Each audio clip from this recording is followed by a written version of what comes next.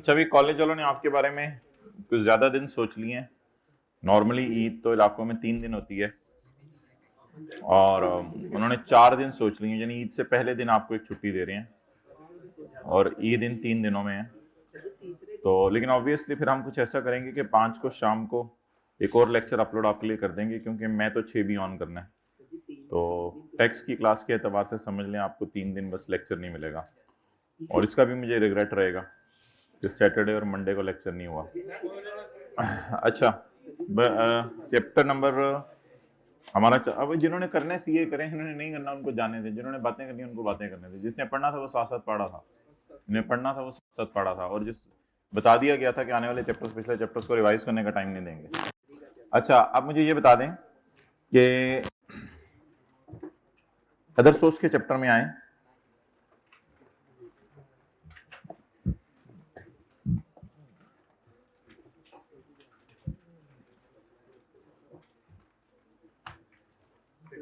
Page number 269।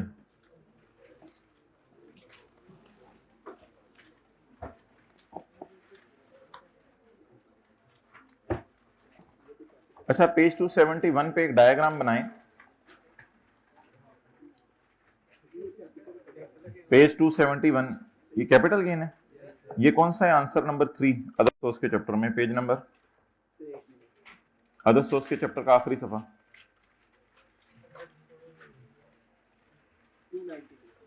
290 287। तो page number answer number 3 है, जहां आंसर नंबर 3 पेज 292। अच्छा जी, पेज 292 पर आए, वहां पे जगह खाली है, एक डायग्राम बनाते हैं।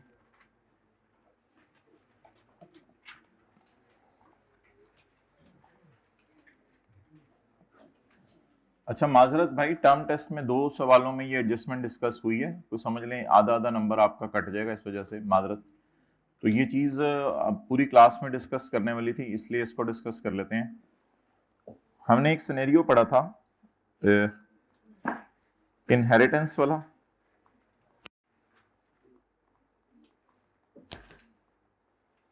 इनहेरिटेंस वाला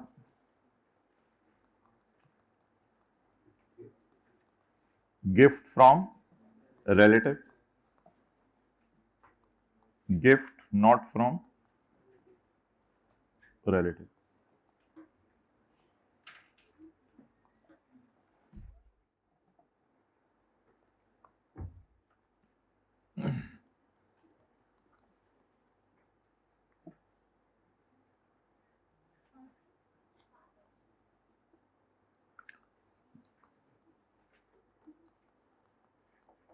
Father bought jewelry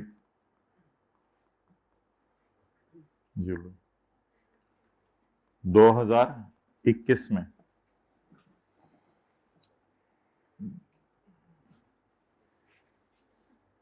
30 रुपए की।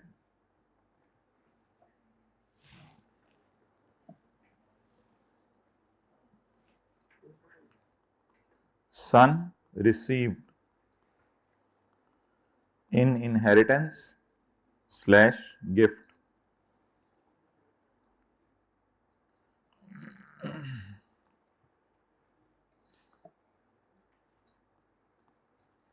₹50 की, ₹70 की इन 2023। सन सोल्ड ज्वेलरी इन 2023 52 की, 73 की। अच्छा, सन का न्यूमेरिकल जब सॉल्व करेंगे तो 2023 में इसको इनहेरिटेंस में या गिफ्ट में चीज मिली है।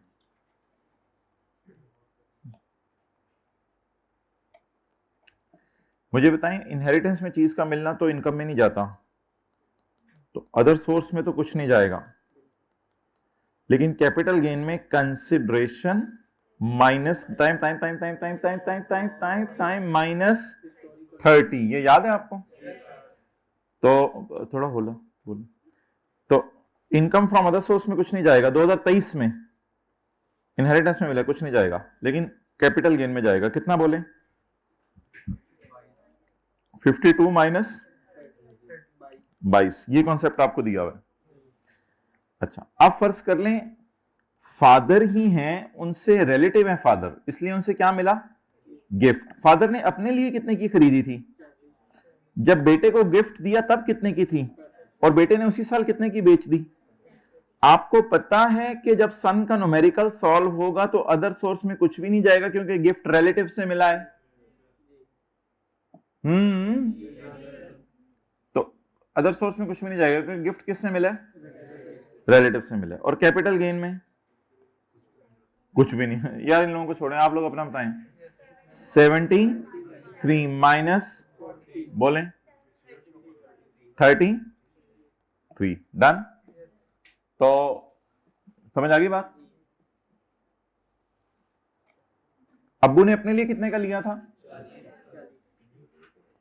जिस दिन सन को दिया उस दिन कितने का था? ये मिसाल के तौर पे स्टार्ट है 2023 का और ये 2023 का एंड है। तो 2023 के शुरू में अब्बू ने गिफ्ट कर दिया और 23 के एंड पे बेटे ने बेच दिया। ठीक है, तो आपको पता है कंसिडरेशन माइनस। हाँ, अगर एंड के दिन की फेयर वैल्यू भी दी हो वो अलग डिस्कशन है कि फेयर वैल्यू उस दिन की भी दी हो तो consideration is higher of fair value and वो अलग डिस्कशन है। वो डिस्कशन अभी मैं नहीं कर रहा। वो तो फिर इसके सामने एक और फिगर दी होगी, sun sold for 73 at the end of 2023, however in the market it was 74। वो इस तरह की लाइन दी होगी। ठीक है, ये 70 तो बहुत पुरानी वैल्यू है, ये तो 2023 के स्टार्ट की वैल्यू है और ये 2023 के एंड की वैल्यू। ये तो अच्छा, लेकिन भाई ये वाला कॉन्सेप्ट आपको नहीं पढ़ाया हुआ था जो आज पढ़ाने लगा हूं, ये जो टर्म टेस्ट में आया था। फ्रेंड ने बाय की ज्वेलरी 100 रुपए की,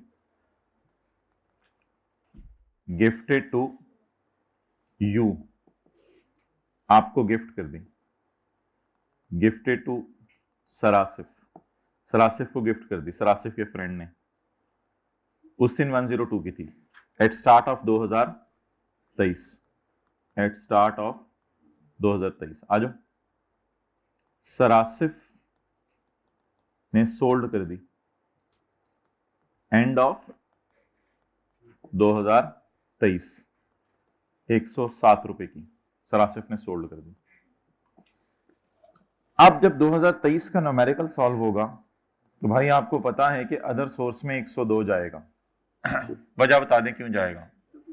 क्योंकि नॉट आ रिलेटिव से है। तो गिफ्ट किससे मिले? अगर नॉट आ रिलेटिव से, बोले किससे मिले? तो फिर कहां जाता है? अदर सोर्स में। आना होता है रोजाना, आना होता है रोजाना, आना होता है। तो फिर गिफ्ट बोले कहां जाएगा? अदर सोर्स में। ये तो सबको याद है ना बात। अब लोगों का ये कहना है कि क्योंकि अब 102 को आप इनकम में ले गए हैं ना, अब 107 और 102 का डिफरेंस लिया, अब उस 100 को छेड़ने की जरूरत नहीं है। अब उस 100 को छेड़ने की जरूरत, तो ये एक एक्सेप्शन है जो 2 एडजस्टमेंट्स में टेस्ट हुई थी टर्म टेस्ट में, आज मैंने आपको बता दी, टर्म टेस्ट में भी इसको देख लेते हैं। तो रूल क्या है कि अगर हमें इनहेरिटेंस में या जानने वाले से गिफ्ट मिले, लॉजिक भी सुन लें, अगर हमें इनहेरिटेंस में या जानने वाले से गिफ्ट मिले तो अदर सोर्स में कुछ नहीं गया होता, क्योंकि लॉ मेकर अदर सोर्स में लेके जाना नहीं चाहता। तो फिर हम कैपिटल गेन कैसे निकाला करेंगे? ऐसे। कैपिटल गेन कैसे निकाला करेंगे? ऐसे। लेकिन अगर दोस्त से मिला है तो क्योंकि ये वाली फिगर अदर सोर्स में चली गई है, तो फिर कैपिटल गेन कैसे निकाला करेंगे? फिर ये 100 पूरे सवाल में इग्नोर होगा। तो I hope the concept is very easy and clear now. जी बोलें। 5 कैपिटल गेन। अब ये कहीं ऐसी जगह आप लोगों ने नोट कर लें, एक ही सफे के ऊपर, जहां ये कौन सा पेज है? 292। इधर नोट करना है या आगे नोट करना है आपकी मर्जी है, लेकिन 292 के साथ ही नोट करें ताकि आइंदा कभी जब कभी ये कॉन्सेप्ट हम रिवाइज कराएं तो आपको ये बात याद हो। कितने लोगों को 100% क्लियर हो गई है? ठीक है, क्योंकि ये गेन अदर सोर्स में चला गया तो अब 107 में से 102 माइनस कर दें। क्लियर?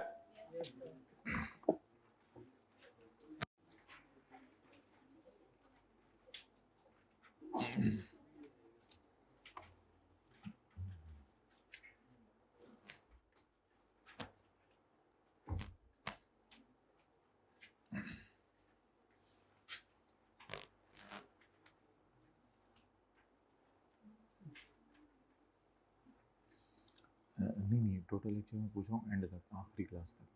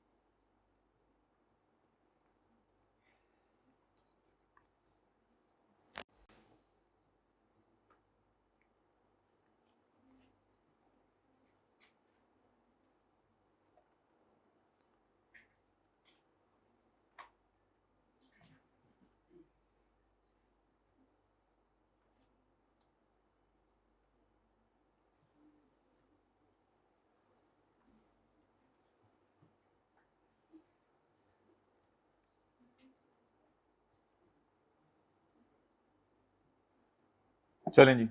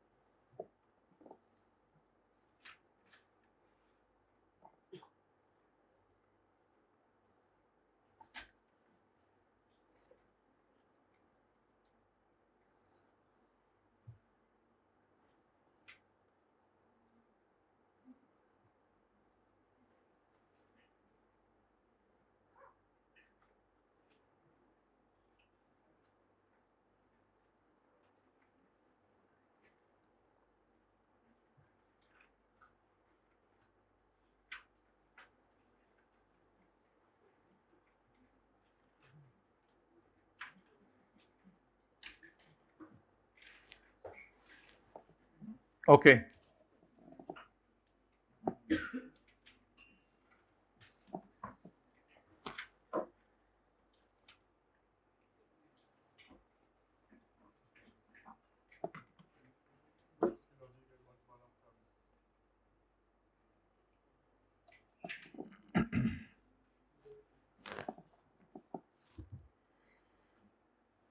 लॉजिक तो अभी ये बताइए ना कि ये यानी कि अदर सोर्स में चला गया एक दफ़ा, उससे पहले अदर सोर्स में कुछ जाता नहीं था, तो ये माइनस ये अब कर लिया करेंगे।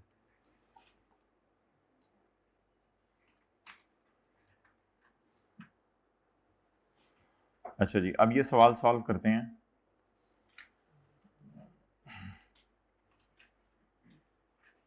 बाकी अदर सोर्स में ज़रूरी नहीं हमारे साल जाए, हो सकता है कभी पिछले साल मिला हो, बस आपको ये कि नॉट अ रिलेटिव है तो फिर अदर सोर्स में चला गया है।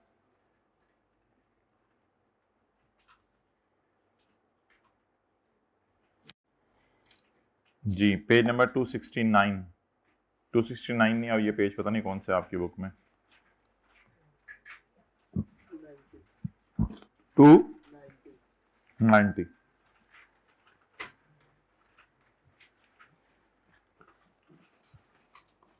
कामरान ने रिसीव किए हैं फॉलोइंग गिफ्ट्स ऑन यकम सितंबर 2010। यकम सितंबर 2010 को इसने गिफ्ट रिसीव किए हैं जिनकी फेयर वैल्यू इस डेट को है 250।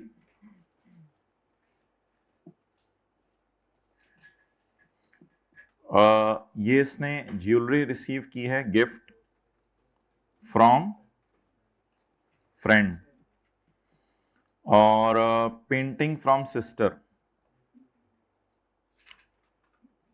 गिफ्ट इसको मिला है सिस्टर की तरफ से।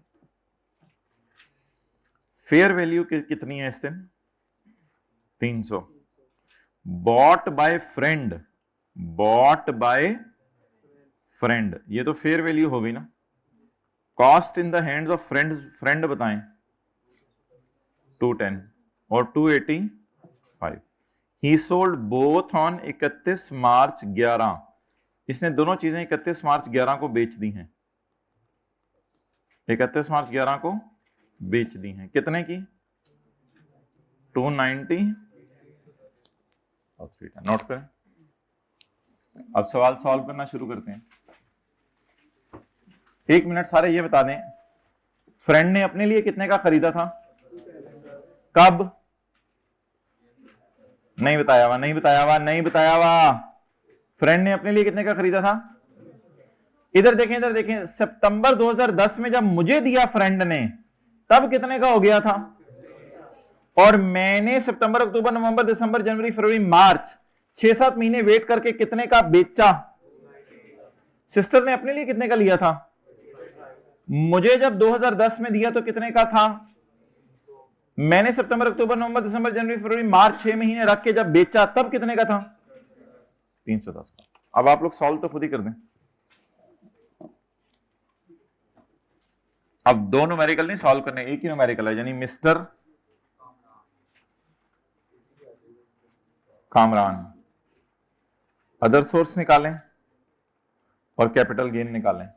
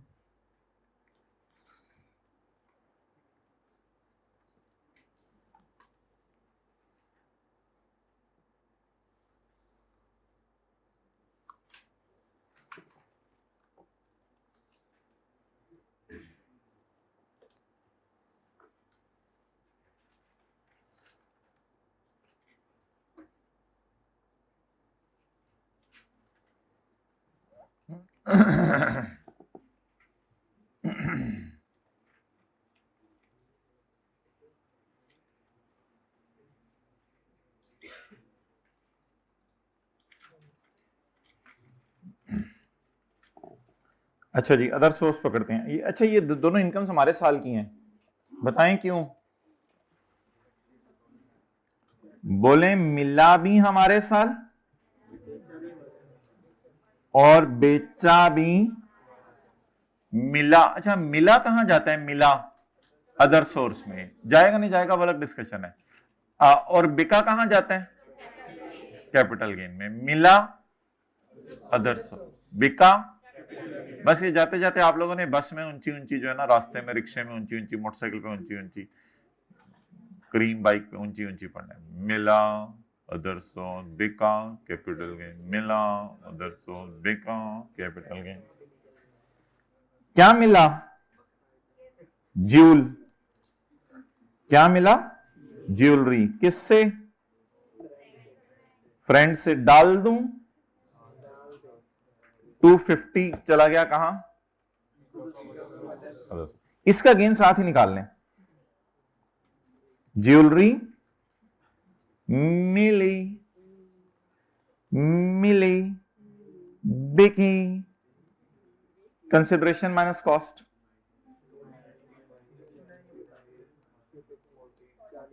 इज इक्वल टू, सही है। अच्छा आप दूसरी चीज की तरफ आए, पॉन्टिंग, मिली, मिली, चिली मिली, बिकी, माइनस हिस्टोरिकल कॉस्ट 315। तो कितने लोगों का ये 315 ही जवाब आया है? माशाल्लाह, ये तो सबका सही होना चाहिए, बहुत अच्छा है।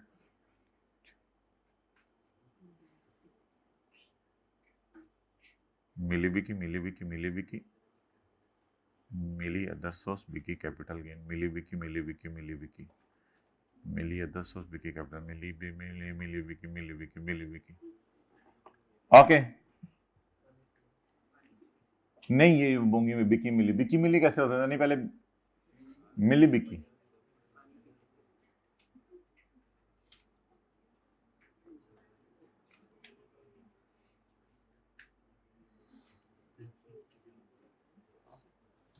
ओके चलें जी आगे।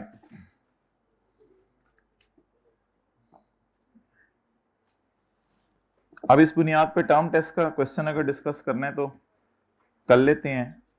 क्वेश्चन नंबर 3, 4, 29 नवंबर 2020, बड़े फख्र से निकालें वो लोग टर्म टेस्ट का क्वेश्चन पेपर जिन्होंने कल की क्लास ली है, बैगों से निकाल के दिखाएं आज इनको कि जो टेस्ट डिस्कशन लेने आते हैं उनको सफे भी बांटे जाते हैं, हम लोग ही और हैं। 29 नवंबर 2020, छोड़ दे नहीं मिला, अभी इधर देखें, 29 नवंबर 2020 जमील की बीवी Jamila received a cash gift of 1 lakh. 2021 साल है हमारा।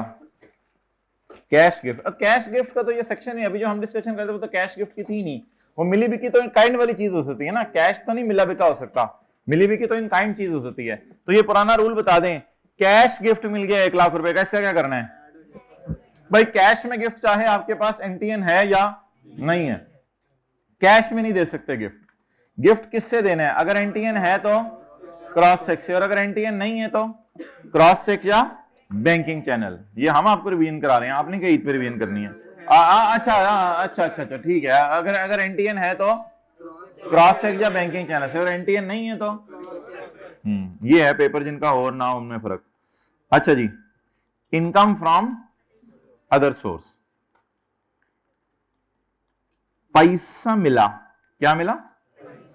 पैसा। एंड अ गोल्ड नेकलेस, जरा खड़े होके उधर कैमरे में बताओ नेकलेस कहां पहना जाता है? खड़े होके बताओ, खड़े होके बताओ नेकलेस, यहां हाथ रखो कोके की जगह, नेकलेस बताओ। नेकलेस भाई कह रहे हैं गले में पहना जाता है, ठीक है, गले में बांध दिया गया, गले में पहना दिया गया necklace having a fair value of 3 lakh. Oh, Mehreen, oh, great, Mehreen. You brought a necklace for me? Mehreen, I can't believe. तो जमीला किससे मिला? नहीं, मेहरीन नहीं, फ्रेंड से। किससे मिला? सोना मिला, सोना मिला, चांदी मिली, मिला मिला।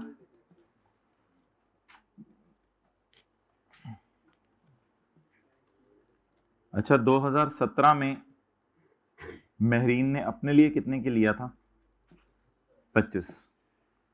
जब अपने गले से उतार के इसके गले में डाला तो ओ भाई रस्सी नहीं है, नेकलेस है वो तो रस्सी। अपने गले से उतार के जब इसने इसके गले में डाला तो उस वक्त कितने का हो चुका था? 30। Jamila sold the necklace with in 2 weeks. Jamila ने कहा, उसके सामने पहन लिया, बाद में उसने उतार दिया। जमीला ने ये 2 हफ्ते के अंदर अंदर बेच दिया। आप बता दें इन तीनों में से क्या उठाना है? Income from capital gain. सोना मिला बिका, what is consideration, what is cost, 30, क्योंकि यहाँ वो वाला सिनेरियो है। कौन सा वाला सिनेरियो है? दोस्त वाला, फ्रेंड वाला सिनेरियो। यहाँ रिलेटिव वाला सिनेरियो नहीं है, तो नॉट अ रिलेटिव। कितना? अब आपके नंबर सिर्फ इस चीज के कटेंगे, ये 100 और 30 वाले नंबर आपको पूरे मिल जाएंगे, क्योंकि इसमें तो आपने कोई गलती नहीं की और मैंने भी पढ़ाया हुआ है। कुछ लोगों ने यहाँ 30 की जगह लिखा होगा 25, वो हाथ खड़ा कर दें।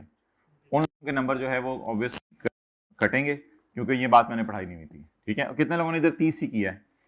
क्यों किया था? मैंने तो अभी पढ़ाया ही नहीं था। अच्छा चलें जी, लिखें टर्म टेस्ट क्वेश्चन नंबर 4, ऊपर लिखें which is not given by me, term test, आगे लिखें नॉट गिवन बाय मी, नीचे लिखें क्वेश्चन नंबर 4 सॉल्यूशन।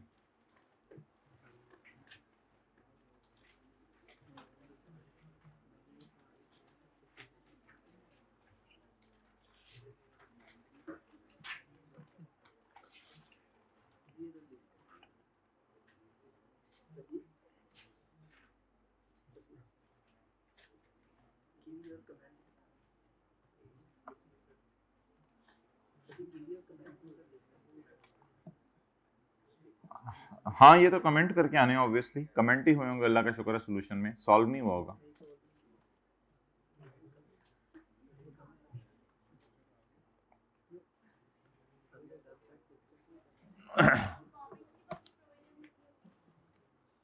जी कल की क्लास नहीं लिया आपने टर्म टेस्ट डिस्कशन वाली? हाँ तो फिर ऐसे सवाल तो पूछने नहीं बनते ना भाई। सवाल तब पूछा करें जब आप सारी क्लासें ले रहे हो। ये तो दुख होता है जो चीज़ मैं क्लास में पढ़ा रहा हूँ इतनी मेहनत से बाद में पूछी जा रही है। अच्छा जी चलें आगे। अब और मैंने मैसेज वादे तौर पे कर दिया था आप लोगों को कि ये टर्म टेस्ट की डिस्कशन अटेंड करके आइएगा। अच्छा अब आप हजरात तशरीफ ले आए, थोड़ा सा माजरत आपको आज घुमा फिरा रहे हैं, खैर जिंदगी में भी तो कभी सैर करते हैं, कभी एक दुकान से दूसरी दुकान, दूसरी दुकान से तीसरी दुकान। चैप्टर नंबर 13 में आए, वो जो सवाल आया था टर्म टेस्ट में वो निकालें। रुक सी गई है जिंदगी, आज आगे बढ़ नहीं रही। इनकम फ्रॉम बिजनेस के चैप्टर की तरफ मैं आना चाह रहा हूं लेकिन आ नहीं पा रहा। पेज 337 क्वेश्चन नंबर 7 डिस्कस कर लेते हैं जी टर्म टेस्ट का।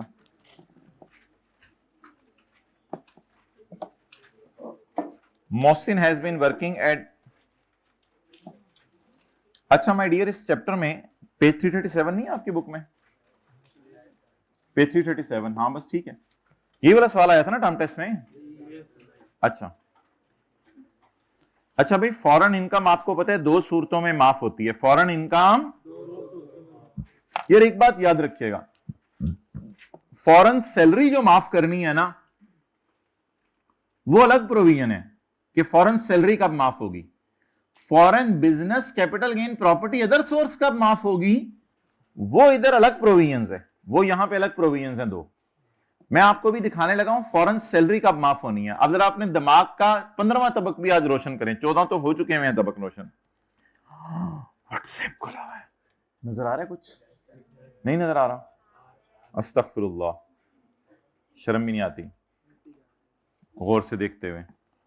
अच्छा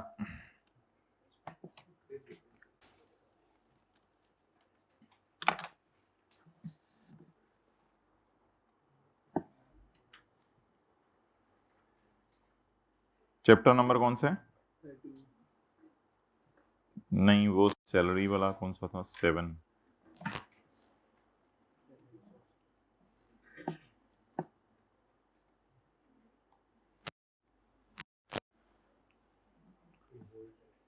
अच्छा जहां तक ताल्लुक है ना सैलरी माफ होने का, तो उसके लिए तो सैलरी का चैप्टर है।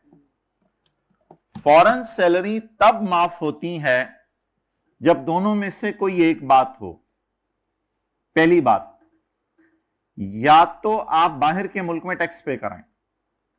अच्छा अगर बिजनेस कैपिटल गेन वगैरह पे बाहर के मुल्क में टैक्स पे करें ना, फिर कभी भी जो है वो, अगर business capital gain property other source वगैरह पे बाहर के मुल्क में टैक्स पे करें ना, तो फिर वो माफ नहीं होती इनकम से, फिर वो टैक्स क्रेडिट मिलते हैं।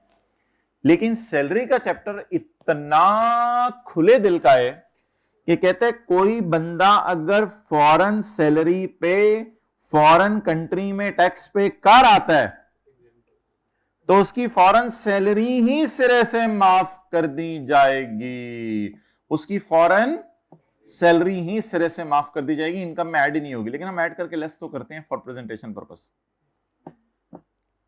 लेकिन अगर आपने फॉरेन टैक्स नहीं भी पे किया बाहर के मुल्क में और आप सिटीजन है और रिमेन्स अब्रॉड है तो भी आपकी फॉरेन सैलरी माफ है, वरना आपकी फॉरेन सैलरी टैक्सेबल है। तो सैलरी की एग्जेम्पशन लेने के लिए या तो आप बाहर के मुल्क में टैक्स पे कराएं, बाहर नौकरी करने के वहां टैक्स पे कराएं, या बाहर ही रहें। वे दोनों में से एक काम कर दें। अगर बाहर ही रहें तो टैक्स पे करें ना करें, आपकी फॉरेन सैलरी क्या होनी है। लेकिन दूसरी प्रोविजन में ये शर्त है आप पाकिस्तान के सिटीजन हो, यानी आपके पास सिटीजनशिप होनी चाहिए। इरशादा सी बात याद रख लें। बोले फॉरेन सैलरी माफ हो जाएगी या तो बाहर के मुल्क में टैक्स पे कर दें, फॉरेन कंट्री को टैक्स पे कर दें, या अगर टैक्स ना भी पे करें तो बाहर ही रहें, बाहर ही रहें। तो अगर बाहर ही रहेंगे तो भी फॉरेन सैलरी माफ हो जाएगी। नहीं, बाहर ही रहें और सैलरी भेज दें पाकिस्तान, इससे कोई फर्क नहीं पड़ता। ये कंडीशन है कि money is kept inside outside, इस तरह की कोई कंडीशन है इन प्रोविजंस में, तो अपनी तरह से नई कंडीशन बना ली। बस सिटीजन हो और साल के आखिरी दिन पाकिस्तान से बाहर हो, बाहर ही रहें बस। तो पैसे मंगवाएं ना मंगवाएं, रखें जहां मर्जी करें, पैसे मंगवाने की तो कोई शर्त नहीं है यहां। तो फॉरेन सैलरी माफ होने की ये शराइत है। ओके, लेकिन अगर आपने foreign business, capital gain, property या अदर सोर्स माफ करना है और अगर फॉरेन सैलरी भी माफ करनी है तो वो दो शराइत हर फॉरेन इनकम के लिए हैं। वो जो दो शराइत अभी मैं पढ़ाने लगा हूं वो हर फॉरेन इनकम, उसमें शर्त नहीं है कि business, capital gain, property, other source, salary, वो जो मर्जी हेड हो दुनिया का उसमें सब माफ है। वो सारी फॉरेन सोर्स इनकम माफ है, all types of foreign source income माफ है, उसमें कोई शर्त नहीं है। बस वो अपनी शराइत पूरी कर दें तो हर किस्म की फॉरेन इनकम माफ है। तो फॉरेन सैलरी माफ करने के लिए सिर्फ दो शराइत हैं, ये दो अलग अलग प्रोविजंस हैं। फॉरेन सैलरी माफ करने के लिए दो अलग अलग प्रोविजंस हैं, और बाकी फॉरेन इनकम्स इंक्लूडिंग सैलरी माफ करने के लिए उसके लिए वो दो प्रोविजंस अलग हैं, वो आपको पता है।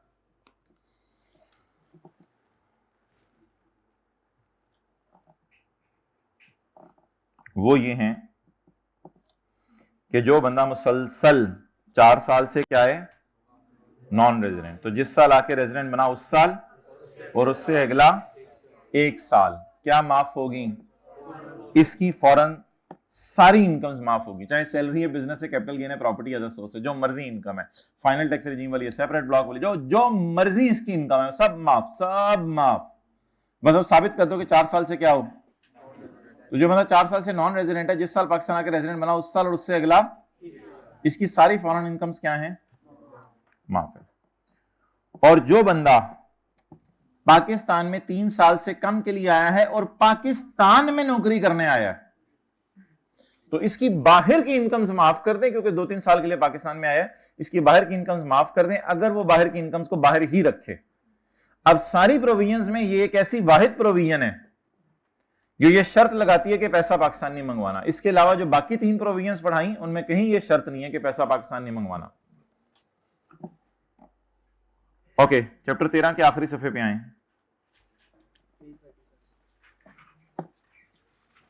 चैप्टर 13 का आखिरी सफा,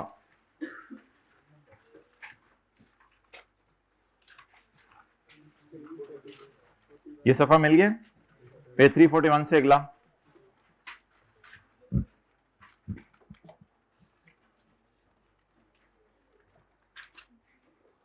चैप्टर 7 में अभी मैंने आपको 2 सेक्शन दिखाए हैं, सेक्शन 102 और सेक्शन 51। ये अगर आप हाईलाइट कर लें, सिर्फ फॉरेन सैलरी को माफ कर रहा है।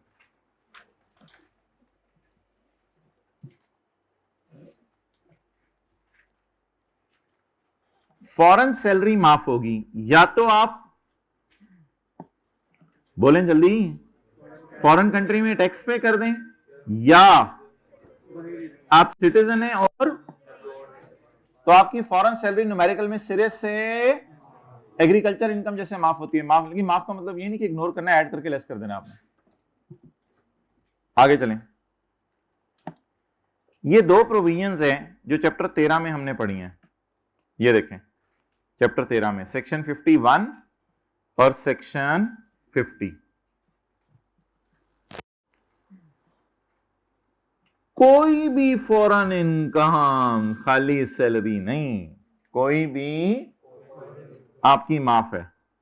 अगर आप पाकिस्तान में नौकरी करने आए हैं, आपका स्टे पाकिस्तान में 3 साल से कम है और आपने पैसा पाकिस्तान नहीं मंगवाया, ये 3 शराइत हैं, तो आपकी हर फॉरेन इनकम क्या है? ये प्रोविजन अभी दिखाई है आपको। और एक और प्रोविजन है, ये भी एनी फॉरेन इनकम के लिए है, इसमें भी सैलरी शर्त नहीं, business, capital gain, property, other source, salary, सारी चीज इसमें आ जाती है। जो बंदा सिटीजन हो और पिछले 4 साल से नॉन रेजिडेंट, उसकी इस साल की इनकम और अगले साल की इनकम क्या हो जाएगी? माफ हो जाएगी।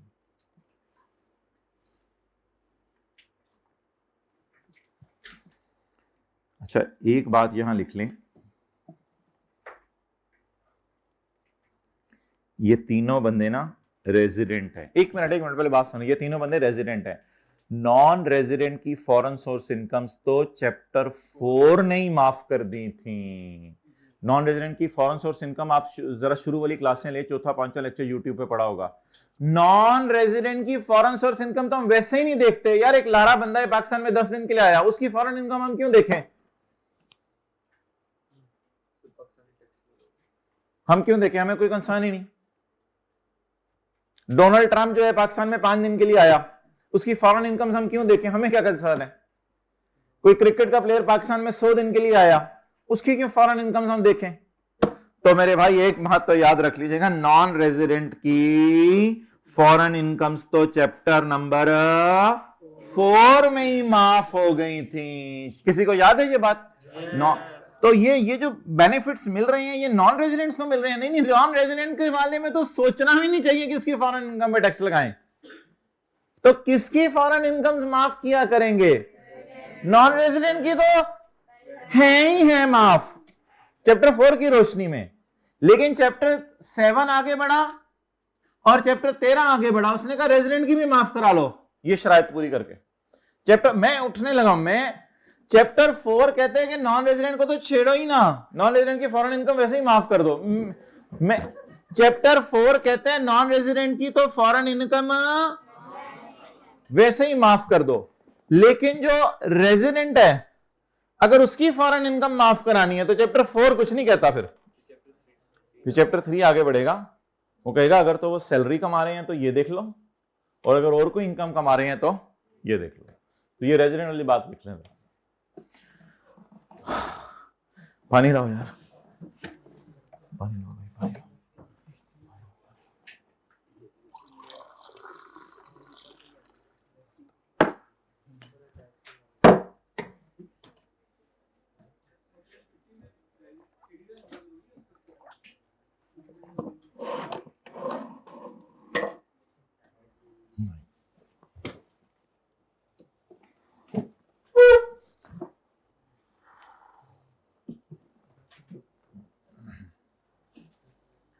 अच्छा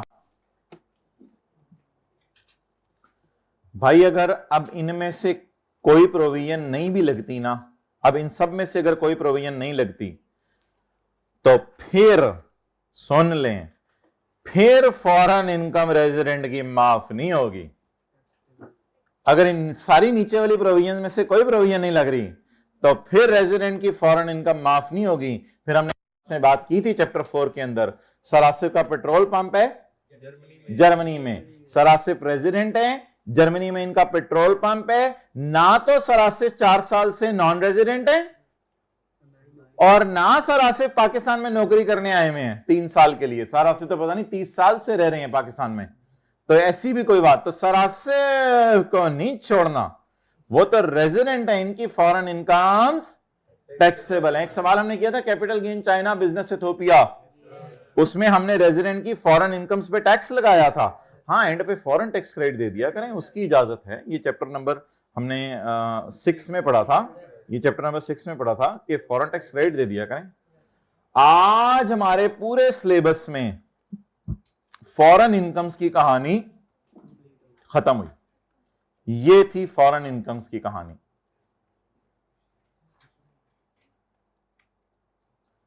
अब मैं ऊपर से चलता हूं। चैप्टर 4 ने बताया था ये, जब आप शुरू में आए थे ना, जब आपने सोचा था साथ साथ पढ़ना है, चैप्टर 4 ने ये बताया था कि रेजिडेंट की फॉरेन इनकम टैक्स दिया करेंगे। बोले ना, रेजिडेंट बन गया तो हमारा क्या, फॉरेन और पाकिस्तान दोनों में टैक्स देना पड़ेगा। रेजिडेंट की बोलें फॉरेन इनकम पे, और नॉन रेजिडेंट की फॉरेन इनकम माफ हुआ करेगी। लेकिन ये जो नीचे वाली सारी प्रोविजंस है ना, अभी जो आ रही हैं मैं दिखाऊंगा, मैं रेजिडेंट की फॉरेन माफ करने लगा हूं अगर कुछ, तो ये 3 प्रोविजंस ऐसी हैं, बल्कि 3 तो नहीं, 1 2 इधर 2 आती हैं, 3 4, ये 4 प्रोविजंस ऐसी हैं, 2 सैलरी के चैप्टर में और 2 चैप्टर नंबर 3। रेजिडेंट की, बोले बोले बोले, रेजिडेंट की फॉरेन इनकम्स को क्या कर रही हैं? बोले बोले बोले, ये क्या कर रही हैं? ये रेजिडेंट की फॉरेन इनकम्स को माफ कर रही हैं।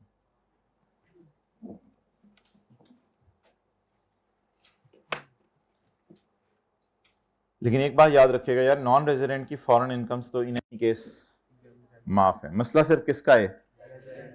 रेजिडेंट का, जिसका स्टे पाकिस्तान में 183 डेज से ज्यादा।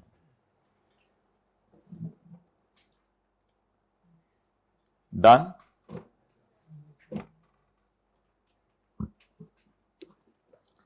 अब ये डायग्राम ज़हन में आ गई है, कल इसको रिवाइज भी कर लेंगे।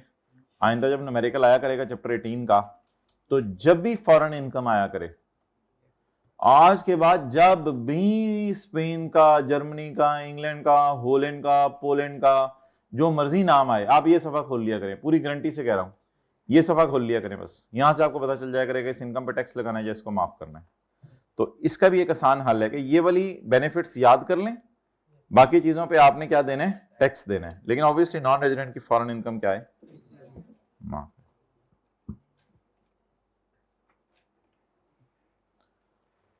अब पढ़ लें वो जो टर्म टेस्ट वाला सवाल है। आज का दिन तो इन्होंने ज़ाया ही करा देने, अभी तक बिजनेस का चैप्टर शुरू नहीं हुआ, मेरा तो दिल दुख रहा है। रशीद मेरा दिल पकड़। Page 337, Moin has been working, थोड़ा सा कभी कभी पेंडू बन जाया करें ना, कुछ नहीं होता, इतने ज्यादा वो ना रहे हैं सोफिस्टिकेटेड। और वो मोइन हैज बीन वर्किंग, कभी कभी शॉपर गले में डाल के जो है गंडेरियां खाया करें उसी के अंदर। Moin has been working at head office of Lewis consulting situated in New York USA. तो वहां पे काम कर रहे हैं न्यूयॉर्क में। ये न्यूयॉर्क शेखुपुरा की गली में है? नहीं, तो पाकिस्तान से बाहर है आजकल।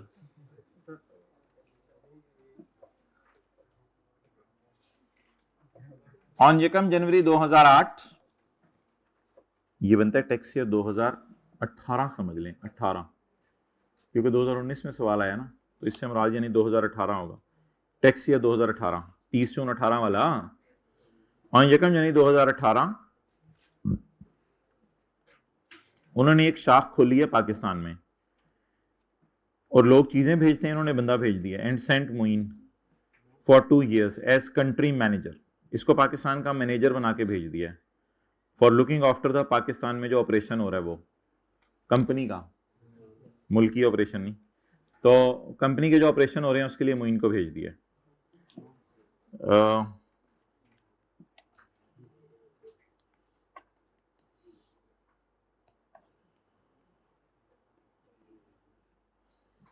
2008 या 2018, 2009 या 2019, यकम जनवरी को मोइन पाकिस्तान आ गया। मोइन है, खुदा के लिए ऐसा ना करो। गलतियां निकालते हैं मुझसे की, तुम्हें शर्म नहीं आती? क्या किया जाए? इस वजीर ममलिकत बताएं इसके लिए क्या किया जाए। अच्छा, इसको मोहसिन करके पढ़ाया जाए। अच्छा, तो on Yekam January, LCI had established its branch office in Pakistan and sent Mohsin for 2 years as country manager for looking after the Pakistan operations. तो यकम जनवरी 18 को वो पाकिस्तान आया 2 साल के लिए, 2 साल के लिए, for looking after the Pakistan operations. During 2009, apart from salary कहां से मिल रही होगी? नहीं, बाहर से मिले, पाकिस्तान से मिले, इससे कोई कंसर्न नहीं।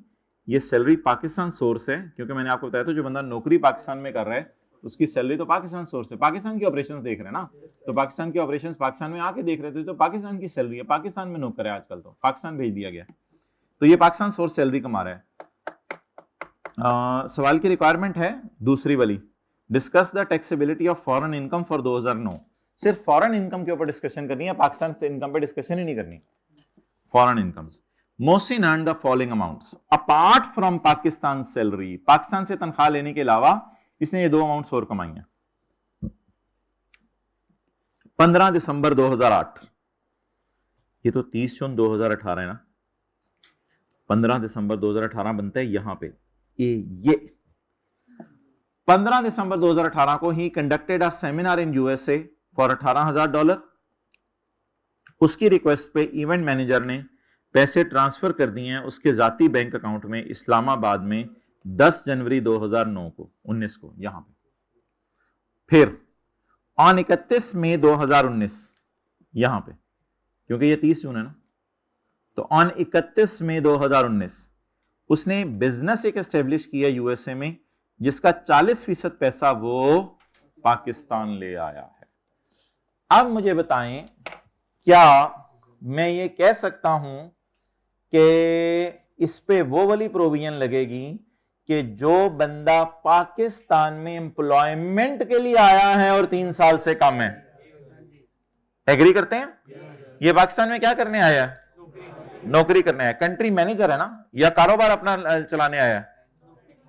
नौकरी करने आया। और दूसरी शर्त, इस 2 साल के लिए आया, तो इसका स्टे भी पाकिस्तान में 3 साल से।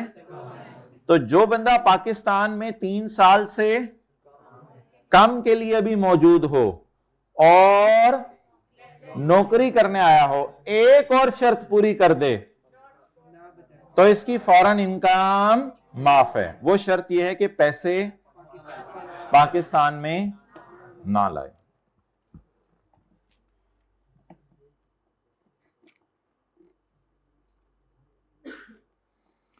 The foreign income of individual will be exempt from tax if he is resident solely because of his, सिर्फ एम्प्लॉयमेंट की वजह से रेजिडेंट बना, वरना उसने कहां रेजिडेंट बनना था।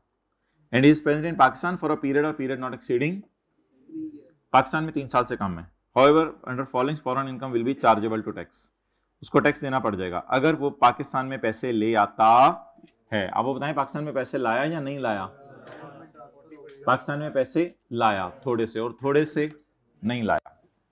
तो अच्छा, सवाल आपके, state the residential status for 2018 में दिन गिन लेते हैं। जनवरी, फरवरी, मार्च, अप्रैल, मई, जून, 181 days। Therefore he is a non resident की तो फॉरेन इनकम चैप्टर 4 की रोशनी में ही, लेकिन उसने 2018 का सवाल ही नहीं पूछा हुआ फॉरेन इनकम्स का। उसने 2018 का सवाल ही नहीं पूछा हुआ। उसने सवाल किस साल का पूछा है? मोबाइल जरा इनसे पकड़े, मोबाइल उल्टा करके रखें। अच्छा, तो टेस्ट कौन सा टेस्ट बाबा? यही है ना। किस किस टेस्ट का सोल्यूशन? ये तो अभी ने सोल्यूशन अपलोड ही नहीं किया, कहां से देख रहे थे? अपने। अच्छा, तो कर ले जिसने जो करना है। तो मुझे ये बताएं, अब 2018 में ये बंदा रेजिडेंट है non resident? Non resident, because his stay is for a period of less than 183 days in Pakistan, so he will be considered as a, ये तो पहले सवाल का जवाब हो गया। ठीक है। तो अच्छा, इसके लिखने के दो तरीके मैंने आपको बताए हैं। An individual will be a resident individual if he is present in Pakistan for a period amounting in aggregate to 183 days or more, as his stay is only for a period of 181 days, therefore he will be considered as a, एक ये तरीका। दूसरा ये तरीका है कि provision और conclusion mix करके चला दें, वो भी चलता है काम। वो तरीका ज्यादा आजकल चल रहा है। वो ये तरीका है कि as his stay is for a period of only 181 days in Pakistan as counted below, therefore his stay is for a period of less than 183 days in Pakistan, so he will be considered as a, ये दोनों तरीके चल सकते हैं। अच्छा, उसके बाद ये जो प्रोविजन आ जाए ना, अब इसमें दो फॉरेन इनकम्स हैं, तो बेहतर है इसमें पहले लॉ की प्रोविजन लिखाया करें। तो लॉ की प्रोविजन मैं अभी नहीं लिखवा रहा, मैं आपको कंक्लूजन लिखवाता हूं। तो इसमें बेहतर है पहले पूरी लाइन लिखाइएगा, पॉइंट बी सॉल्व करते हुए। पॉइंट 2 लिखाइएगा, the foreign incomes of an individuals will be exempt from tax if he is a resident solely because of his employment and he is present in Pakistan for a period not exceeding 3 years. However, these incomes will be chargeable to tax if any income is brought into Pakistan. ये लिखने के बाद आप conclusion लिखें। So, $18,000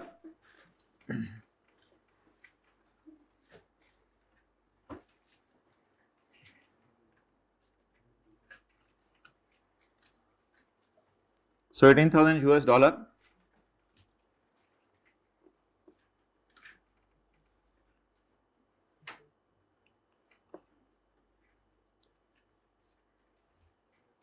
will be chargeable to tax, will be, बल्कि ना इसको काटें, इसको काटें। So $18,000 will be chargeable to tax, इसको इस तरह लिखें, इस तरह लिखें। मोइन, असल में ना ये तीनों बातों को जरा लिंक कर दे, मैं चाह रहा हूं। Moin is resident solely because of employment. Mohsin is resident, Moin कौन सा चढ़ा हुआ है दिमाग पे आज। Moin is resident solely because of his employment and he is present in Pakistan for only 2 years. ये स्टूडेंट लिख रही, आप लिख रही, बॉल पॉइंट चाहिए। भाई ये कौन से प्रोग्राम चल रहे हैं क्लासों में। Mohsin is resident solely because of his employment and his stay in Pakistan is for only, कितने अर्से के लिए भेजा, जरा देख के बताएं। His stay in Pakistan is only for 2 years.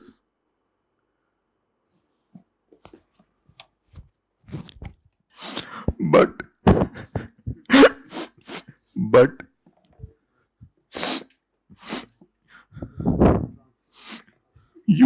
$18,000 for seminar conducted in USA, for seminar conducted in USA is chargeable to tax, is chargeable to tax because it is received in Pakistan bank account.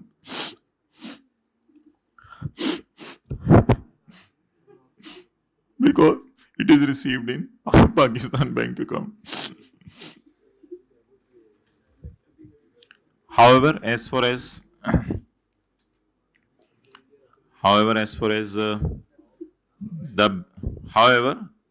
the business established in USA,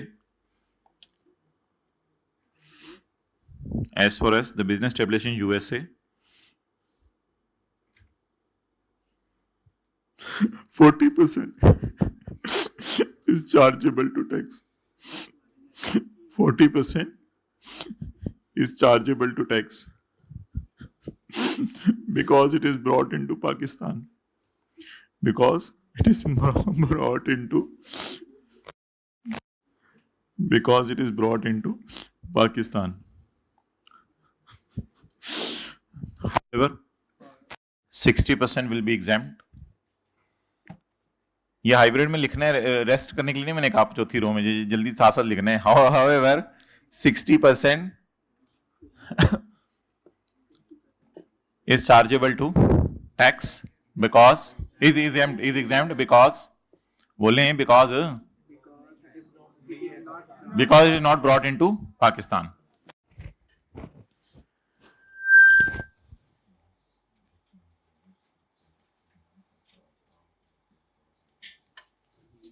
because it is not brought into Pakistan. अल्हम्दुलिल्लाह भी लिखते हैं आगे, अल्हम्दुलिल्लाह, सुम्मा अल्हम्दुलिल्लाह, फिर अल्हम्दुलिल्लाह। आगे लिखें, examiner for further details you can contact sir on this number, you can not contact me. Number लिख देता हूँ आइडिया, ये लो। ओके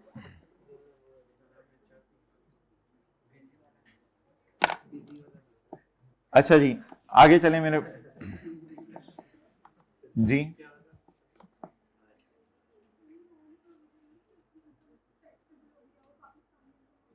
इसकी हाँ जी, बिल्कुल वही वाली इनकम है ना, क्योंकि जितनी इनकम इसने पाकिस्तान मंगवा ली है वो टैक्सेबल है। क्या? नहीं नहीं नहीं नहीं, वो तो बिल्कुल डिफरेंट था। 2 का पार्ट ए था कि पाकिस्तान में रहने की वजह से वहां कोई बिजनेस खोला, उसमें पाकिस्तानी चीजें रखवाई।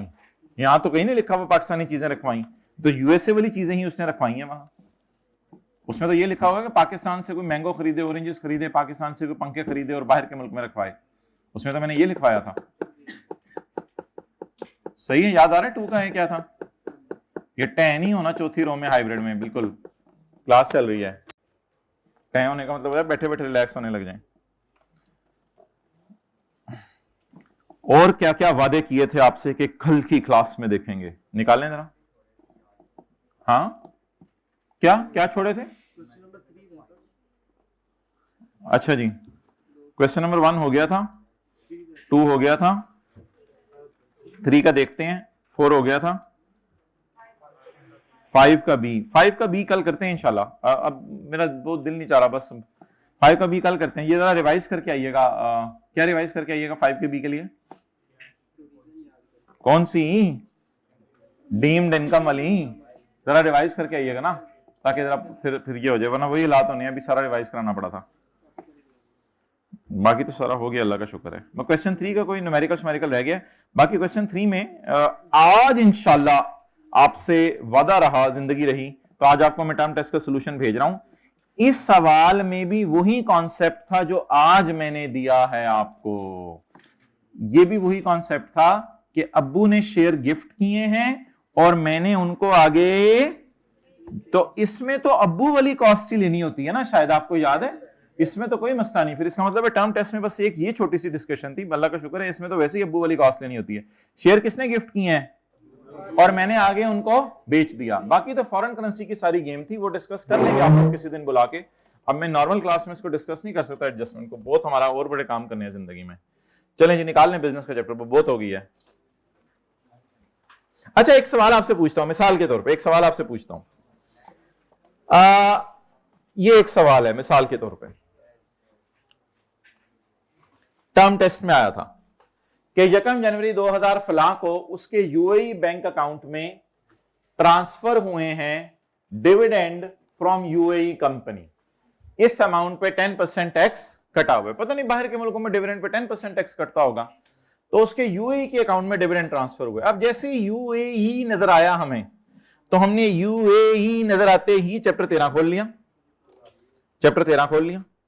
आप चैप्टर 13 के अंदर जब हम आए तो कहीं पूरे सवाल में नहीं लिखा हुआ ये 4 साल से नॉन रेजिडेंट है, और कहीं पूरे सवाल में लिखा हुआ कि ये पाकिस्तान नौकरी करने आया हुआ 3 साल से कम। तो ये वाली प्रोविजन भी नहीं, ये वाली प्रोविजन भी नहीं। और यूएई से जो डिविडेंड कमा रहा है वो फॉरेन सैलरी भी नहीं है, वो डिवी, तो ना ये वाला बेनिफिट ना ये वाला बेनिफिट ना। तो भाई रेजिडेंट की अल्हम्दुलिल्लाह जो डिविडेंड इनकम आई है वो, तो इसको आप लोगों ने ऐड करना था और एंड पे फॉरेन टैक्स।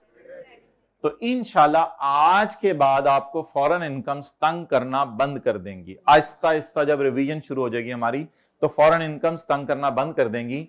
हाँ, ये मैंने आपको अक्सर बता दिया हुआ है कि फॉर डिविडेंड अगर बाहर के मुल्कों में कमाएंगे तो उस पे 15% रेट नहीं लगता। कितने लोगों को याद है?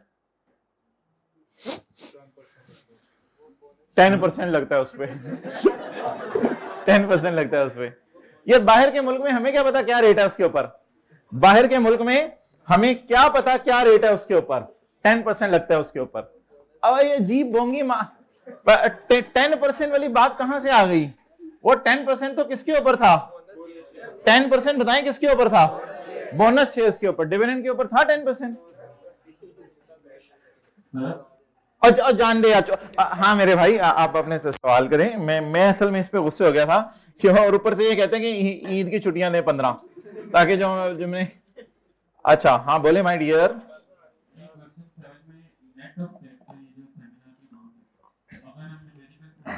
हाँ अगर न्यूमेरिकल होता तो फिर इसको ग्रॉस करते और इनकम बताते कितनी है जी। इस टैक्स इनकम, जो इनकम में ऐड होगा उसको भी टैक्स रेट तो मिलेगा। बिल्कुल आप सही कह रहे हो, बिल्कुल 100%, एक्सेलेंट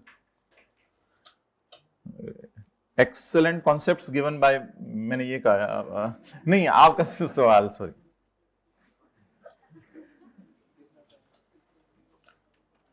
तो अच्छा, डिविडेंड मैंने आपको बता दिया था जो बाहर के मुल्क से मिलता है।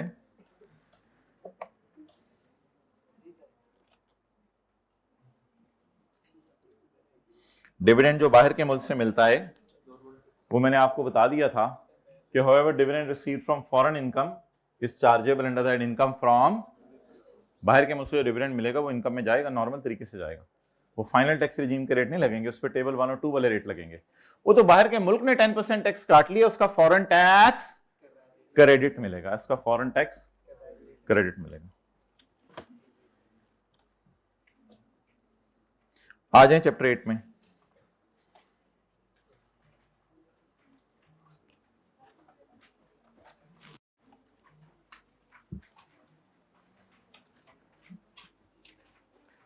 भाई वो कल जो भाई का सर्टिफिकेट ऑफ मेरिट आया था, उनकी हमने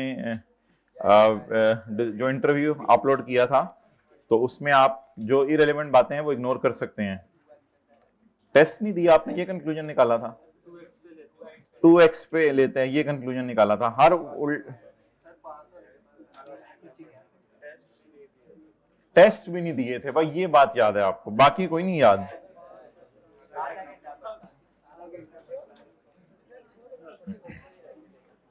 अच्छा ये सेक्शन 28 है, ये इंशाल्लाह कल शुरू करेंगे।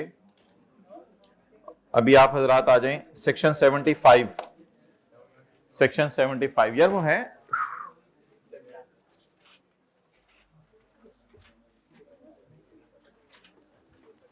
पानी पुनी पी लो, बहुत टाइम आज आया कीता है तुसी।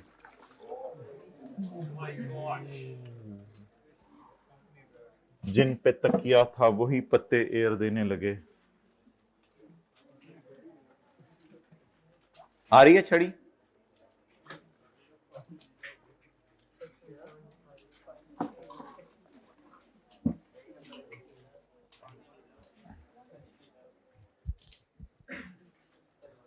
डिस्पोजल का मतलब है एसेट्स का बिक जाना। इनको चुप करा दें, सीए करने दें, खुद भी करें दूसरों को भी करने दें, करो और कराओ। डिस्पोजल और एक्विजिशन का मतलब है एसेट्स का खरीद लेना। तो डिस्पोजल से क्या मुराद है? बेचना नहीं मुराद, ये सारा भी है इसमें। An asset will be considered as disposed of, ये समझा जाएगा कि एसेट जो है वो बिक गया है। An asset will be considered disposed of when its ownership comes to an end, जब एसेट की ओनरशिप एंड हो जाएगी। लोग ये समझते थे कि एसेट का बिकना डिस्पोजल है, लॉ में करने का नहीं। जब उसकी ओनरशिप एंड हो जाएगी तो ये डिस्पोजल है। डिस्पोजल में जाहिर बात है बेचना भी आता है, पुरानी चीज दे के नई चीज लेना भी आता है, ट्रांसफर कर देना भी आता है किसी को कोई चीज। जैसे आप अक्सर कैलकुलेटर ट्रांसफर कर देते हैं साथ वाले को, खुश होकर तेरे टेस्ट में नंबर आया, जा मैंने तुझे अपना कैलकुलेटर हदिया किया, अपना मुझे दे दे। और डिस्ट्रीब्यूटेड, बांट देना लोगों में। कैंसिल कर देना, जैसे सॉफ्टवेयर लाइसेंस वगैरह हैं वो आप कैंसिल कर देते हैं या एक्सपायर हो जाते हैं वो, या फिर कोई चीज टूट गई आपकी, ठीक है, तो कोई बिजनेस ऐसा है वो टूट गया या गुम हो गया, या फिर चोर डाकू आए तो आपने उसको सरेंडर कर दिया, आपने कहा ठीक है मुझे ना लेके जाना, ये ले जाओ। तो point number 2, the transmission of an asset. क्या किया जाए ऐसे मौके पे? कोई आ जाए तो चीजें अपनी दे दी जाएं या फिर वो नहीं देनी चाहिए, लड़ें थोड़ा सा, गुटांग टूंग पे वो मार के जाएं।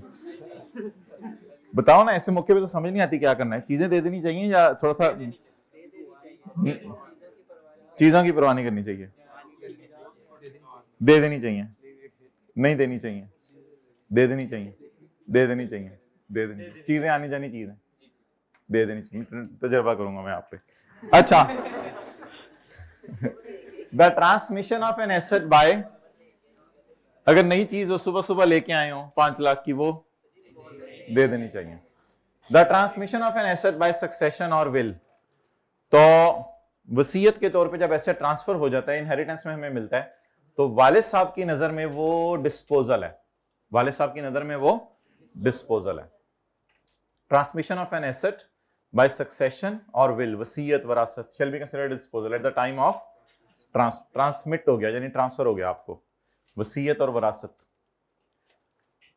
ऑब्वियसली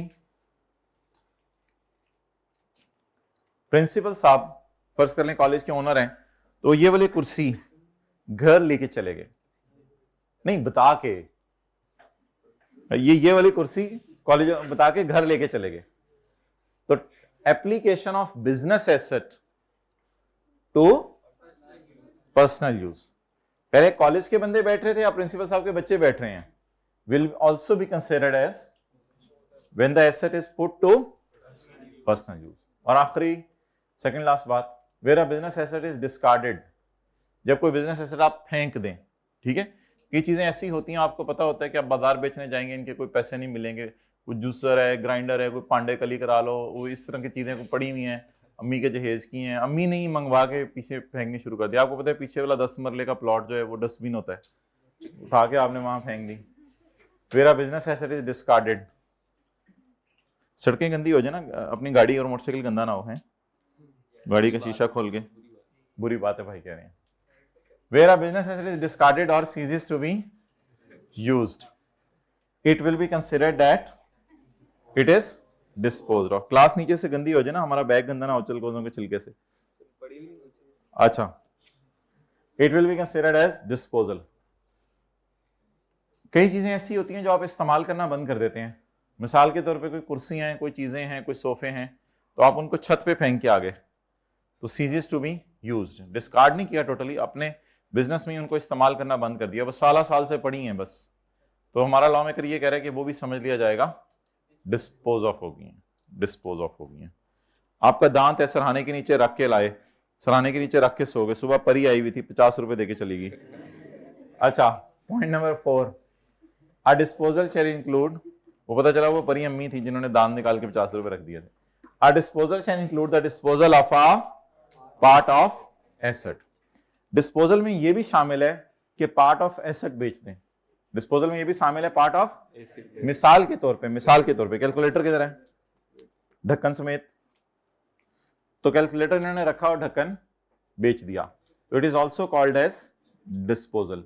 जहाज रखा, कुर्सियां बेच दी, it is also called as disposal. जहाज रखा, पायलट तो एसेट नहीं है ना, पायलट भी बिकते हैं, सियासतदान भी बिकते हैं, नहीं पायलट और सियासतदान नहीं बिकते। Acquisition, the time of acquisition, खरीदना क्या होता है, the time of acquisition of an asset, साथ वाले के दांत अंदर कराएं, इधर अटेंटिव हो, the time of acquisition of an asset is the time when a person begins to, जब आप एक चीज को ओन करना शुरू कर दें तो it is called as acquisition, जब आपने एक चीज को ओन करना शुरू कर दिया।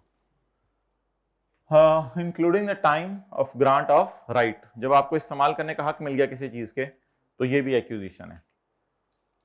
और वही कुर्सी आप वापस ले आए बिजनेस में जो घर लेके गए थे, या कोई घर से कोई चीज लेके आ गए, ठीक है, बच्चे सो रहे थे तो कॉलेज के ओनर ने जो है सोए से एसी उतारा और एसी उतार के क्लास में आके लगा दिया,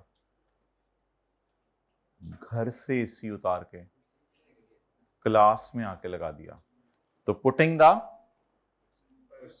personal asset to business use will be considered as an when the asset is put to business use। Business asset कौन सा होता है, बिजनेस एसेट वो होता है जो थोड़ा सा कहां इस्तेमाल हो, बिजनेस में, और थोड़ा सा घर में, या अगर 100% बिजनेस में इस्तेमाल हो तो भी वो बिजनेस एसेट है। तो बिजनेस एसेट दो चीजों का नाम इसने रखा है, जो सिर्फ बिजनेस में इस्तेमाल हो वो भी बिजनेस एसेट है, जो थोड़ा सा ऐसे ना ऊपर हाथ रखते होते हैं, बाकी आप लोग समझ गए हैं। बिजनेस एसेट वो है जो सारा बिजनेस में इस्तेमाल हो या थोड़ा सा बिजनेस में इस्तेमाल हो और थोड़ा सा घर में इस्तेमाल हो, इंक्लूडिंग स्टॉक। स्टॉक वगैरह तो आमतौर पे थोड़ा सा घर में इस्तेमाल नहीं होता, डेप्रिशिएबल एसेट वगैरह घर में इस्तेमाल हो जाते हैं। कंप्यूटर है, बच्चे ने कहा अब्बू जरा मुझे कंप्यूटर चाहिए, प्रिंटर चाहिए, तो बिजनेस का ऑनर कंप्यूटर प्रिंटर रख के गाड़ी में ले गया, सुबह फिर वापस ले आया, तो पर्सनल बिजनेस दोनों यूज चल रहे हैं। लेकिन पर्सनल एसेट कौन सा होता है जो सिर्फ पर्सनल यूज में? तो जो सिर्फ पर्सनल यूज में होगा वो क्या होगा? जो सिर्फ बिजनेस यूज में होगा, जो दोनों यूज में होगा, वो बिजनेस में। बल्कि इन्हीं एसेट्स को हमने बिजनेस एसेट पढ़ के इनकी डेप्रिसिएशन को प्रोपोर्शनेट किया था 70-30 पिछले दिनों न्यूमेरिकल में, कि बिल्डिंग है वो थोड़ी सी बिजनेस में इस्तेमाल हो रही है, थोड़ी सी घर की इस्तेमाल हो रही है। अब ये FR1 वाली चीजें, कॉस्ट, ये सेक्शन बताया करेगा कॉस्ट कैसे निकलनी है। बड़ी बात था, हमें हेडिंग से पता चल रहा था, this section shall establish the cost. Ma'am ने क्या पता नहीं क्या बताने लगा। Point 2, cost of purchase asset shall be sum of, जो एसेट आप परचेज करते हैं उसकी कॉस्ट कैसे निकलेगी बताएं? Total amount given for the asset, जो पैसे आपने दुकानदार को दिए, या कई दफा पैसे नहीं देते, आप कोई चीज दे देते हैं। कई दफा दुकानदार को पैसे नहीं देते, कोई चीज दे देते हैं, या फिर कोई जरूरी खर्चे, जैसे लिख लें इंस्टॉलेशन वगैरह, ट्रांसपोर्टेशन वगैरह, पढ़ा हुआ है ना FR1 पढ़े, इंस्टॉलेशन ट्रांसपोर्टेशन वगैरह, an incidental expenditure paid, installation transportation, लिखो मेरे ब्रो यहां पे, इंस्टॉलेशन और ट्रांसपोर्टेशन। भाई लिख लेना, फिर याद रह जाएगा। पता नहीं क्यों नहीं लिखते, लिख लेंगे पास हो जाएगा, लिखा करें। In acquiring and disposing of the asset, तो हमारा लॉ थोड़ा सा अजीब सा है, कहता है एसेट डिस्पोज करने के खर्चे भी एसेट की कॉस्ट में ऐड करना है। इसमें ना लंबी बहस है जो समझ लें आपके सिलेबस में नहीं है। अगर वैसे ही कभी उसने कह दिया कि डिस्पोज करने का इतना है तो उसको भी एसेट की कॉस्ट में डाल दीजिएगा, ठीक है। बाकी इसमें लंबी बहस है कि ये फिगर फिर पता नहीं होती, जब कभी डिस्पोज होता है तब है, उस बहस में नहीं जाना। बस खरीदने और बेचने के सारे खर्चे बोले एसेट की कॉस्ट का पार्ट बनेंगे, और एक्सपेंडिचर पेड टू ऑल्टर और इम्प्रूव द एसेट, इसको कैपिटलाइज किया जाएगा या एक्सपेंस में डाला जाएगा? अगर एसेट की कंडीशन बेहतर करें, ऑल्टर इंप्रूव करें, तो इसको भी कैपिटलाइज किया जाएगा। लेकिन बी और सी के ऐसे खर्चे जिनको आपने करते ही पूरा उसी साल खर्चे में डाल दिए रेयर सर्कमस्टांस के मुताबिक, तो फिर इनको आपने कॉस्ट में नहीं डालना। But shall not include any expenditure which is fully allowed as deduction in the year incurred, in the year it is incurred। इसकी मिसाल क्या थी? इन रेयर सर्कमस्टांस। अगर टैक्स वाले ही कह दें कि ट्रांसपोर्टेशन को खर्चे में डाल दो उसी साल, तो फिर मजबूरी में ट्रांसपोर्टेशन को खर्चे में डालना पड़ेगा। अगर टैक्स वाले ही कह दें कि इंस्टॉलेशन को खर्चे में डाल दो, तो फिर इंस्टॉलेशन को भी उसी साल मजबूरी में खर्चे में डालना पड़ेगा। ओके, ये क्या करें? अगर एक घर का एसी बिजनेस में लगा दिया तो इसकी कॉस्ट क्या लें? क्योंकि डेप्रिशिएट करना है, इसकी कॉस्ट क्या लें? घर का एसेट बिजनेस में लगा दिया, किस दिन की फेयर वैल्यू? जिस दिन बिजनेस में लाए। बस ठीक है, सही बता दिया आपने। अगर एक घर से एसेट बिजनेस में लाए तो its cost will be the fair value on the date it is put into business use. अच्छा जी, द कॉस्ट ऑफ प्रोड्यूस्ड और कंस्ट्रक्टेड एसेट। प्रोड्यूस्ड और कंस्ट्रक्टेड एसेट क्या होता है? खुद बनाएं। अगर आप एसेट को क्या करें? खुद बनाएं, तो ऐसी सूरत में एसेट की कॉस्ट कैसे निकलेगी? टोटल कॉस्ट इनकर्ड, टोटल इन प्रोड्यूसिंग और कंस्ट्रक्टिंग द एसेट। हाइब्रिड में बॉयज में तीसरी रो में बच्चा मोबाइल इस्तेमाल कर रहा है, साथ वाला देख रहे हैं मोबाइल पे क्या कर रहा है।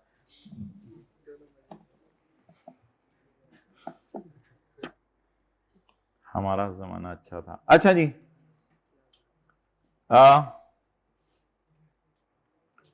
टोटल कॉस्ट होती है मटेरियल, लेबर और ओवरहेड। किनको उठाया जाए, जो मोबाइल इस्तेमाल कर रहे थे या जो मोबाइल इस्तेमाल करने वालों को देख रहे थे? देख रहे थे वालों को उठाया जाए। देख रहे थे वाले भाई शर्मा गए हैं, इसलिए नहीं उठाना उनको।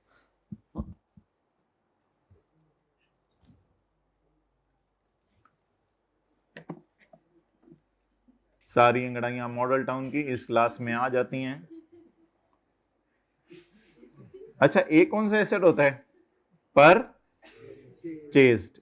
एक कौन सा होता है? Personal put to. और एक कौन सा होता है? आप देखें तीनों जगह मैंने अंडरलाइन एक लाइन की हुई है। अंडरलाइन से मुराद है ये मेन बात है हमारी। तो प्रोड्यूस्ड एसेट की कॉस्ट कैसे निकलेगी जरा बताएं? Total cost incurred in producing और constructing the asset plus any जरूरी खर्चा पेड टू ऑल्टर और, सही है।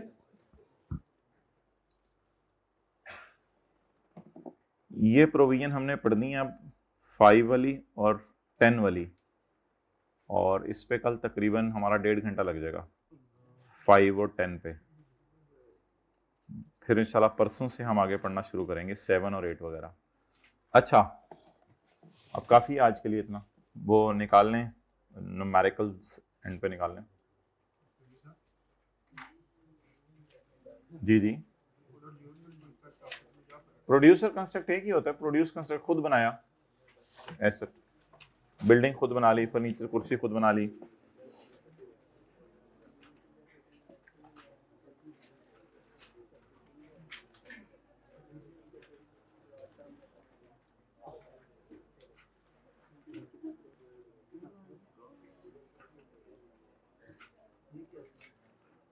कौन सा न्यूमेरिकल हो गया था? सिकंदर वाला हो गया था। अगला निकाल लें यार। ये तो होमवर्क में कराइएगा ना आज, पेज नंबर 237। ये तो होमवर्क में कराइएगा, 2-4 मिनट लगेंगे आपके, ज्यादा टाइम नहीं लगेगा।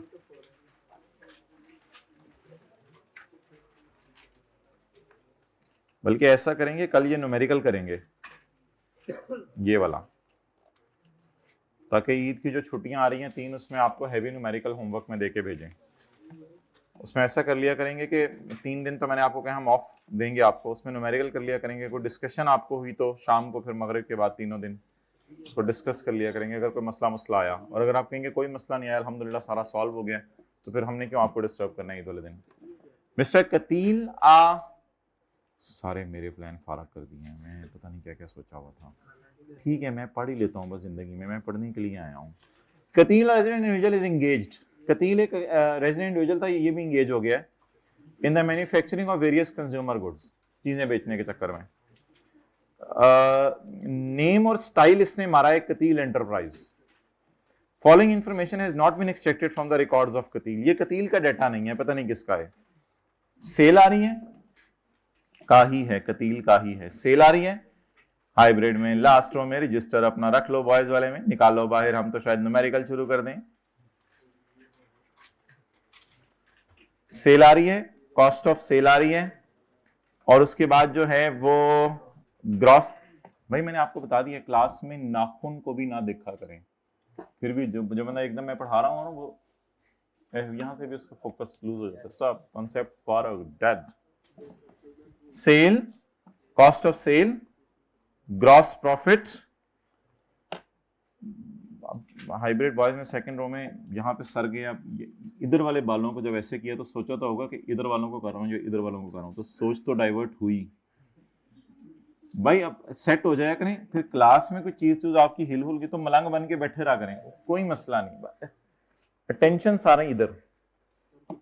Sales, sorry my dear, sales, cost of sales करके, sorry, operating expenses, operating loss, finance charges on lease of machinery. Accounting वाले कहते हैं कि लीज वाला एसेट, उस पर इंटरेस्ट रिकॉर्ड करो, और लीज वाले एसेट पर डेप्रीसिएशन रिकॉर्ड करो।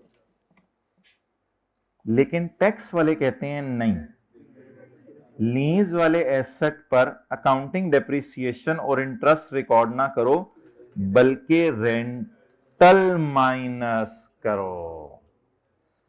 तो अकाउंटिंग वाले लीज एसेट पर इंटरेस्ट रिकॉर्ड करते हैं और डेप्रीसिएशन रिकॉर्ड करते हैं। टैक्स वाले कहते हैं इसकी जगह क्या माइनस कर लो, लीज एसेट पर रेंटल माइनस कर लो। वाहिद एक चीज है जो सवाल के फेस से नजर आ रही है, इसको उल्टा दें फिर सवाल शुरू करते हैं।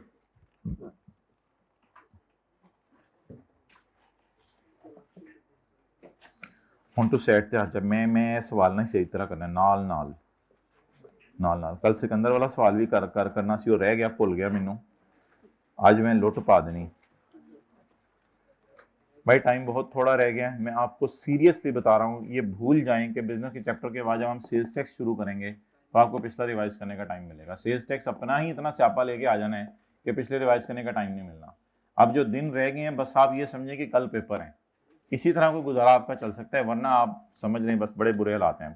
प्रॉफिट बोलें, मुझे क्यों ऐसे देख रहे हैं? मैंने कहा था घर से सीए करने आप, मुझे ना देखा करो ऐसे, हद होती है। तो मुझे देख रहे हो, ऐसे देख रहा है। 2809 में डियर प्रॉफिट ना यार, प्लीज दांत ना चबाया करो, ये सॉरी ये नाखून ना चबाया करो। एड फाइनेंस कॉस्ट किन एसेट्स पे? लीज वालों। कितना है यार? मैं 36 लिख रहा हूं, क्लास के बाद आके ना पूछेगा यहां 35 था आपने 36 लिखा हुआ है, आप केड़े पिंडू आए हैं भाई। ये 35.7 को 36 कर लो, कर लें? कर लिया।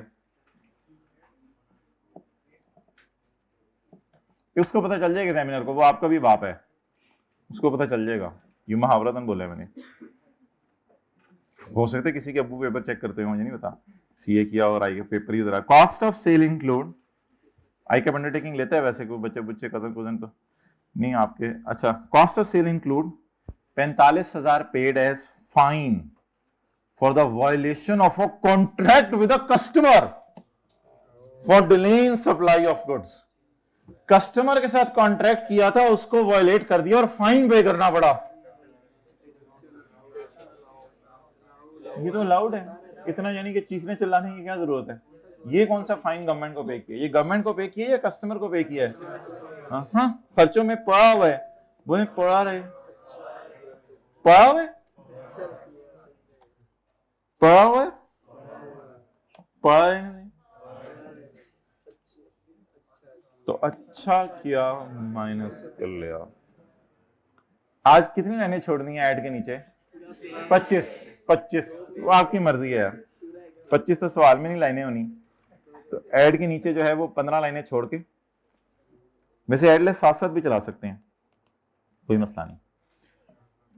जी बोलें, लेस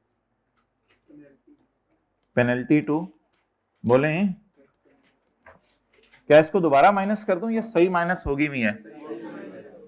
असल में सवाल में एक लाइन लिखी होती है, शो ऑल एक्सक्लूजन्स, जिन चीजों को आप कैलकुलेशन में एक्सक्लूड करें उसे शो करो। तो आप समझ लें ये हम शो करने आए हैं घर से, शो कर दिया। चलो अब प्रोग्राम करें आगे।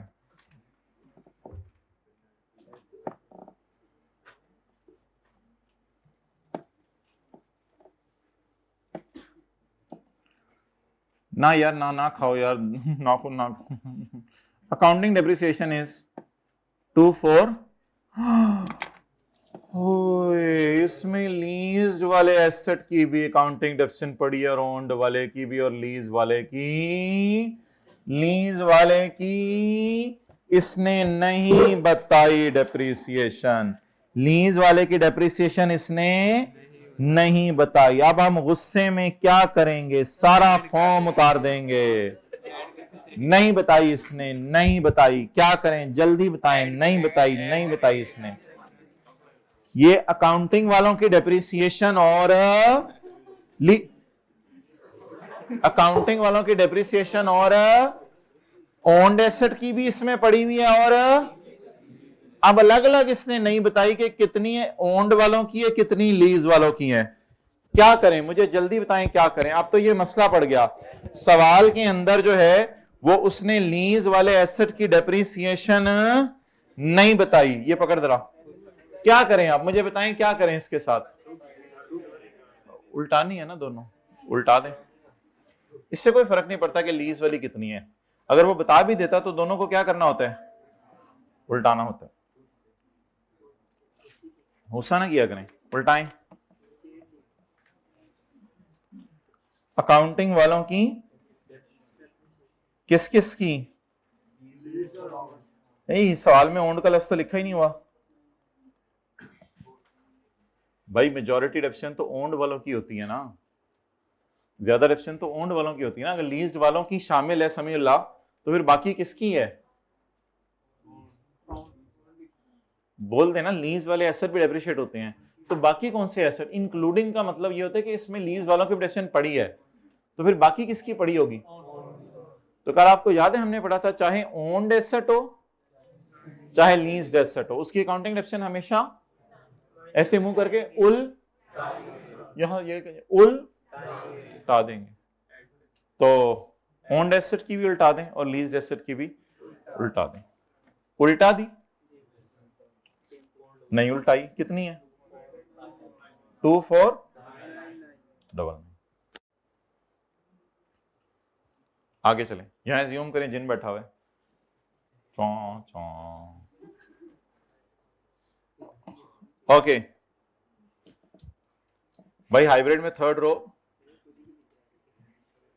इधर अटेंटिव रहे।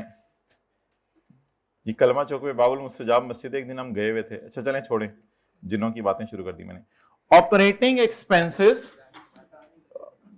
बस अब छोड़े ना, अब जिनों की ज्यादा बातें नहीं करें। ऑपरेटिंग एक्सपेंसेस, हम डर जाएंगे, हम डर जाएंगे, अभी तो हमारी शादी भी नहीं हुआ।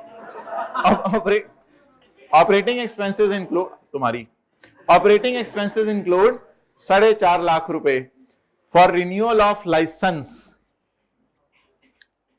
लाइसेंस क्या होता है? बोले लाइसेंस होता है इंटेंजिबल। लाइसेंस क्या होता है? इंटेंजिबल।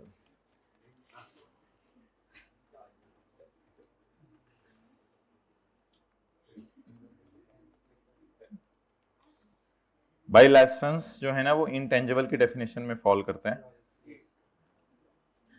ये देखें,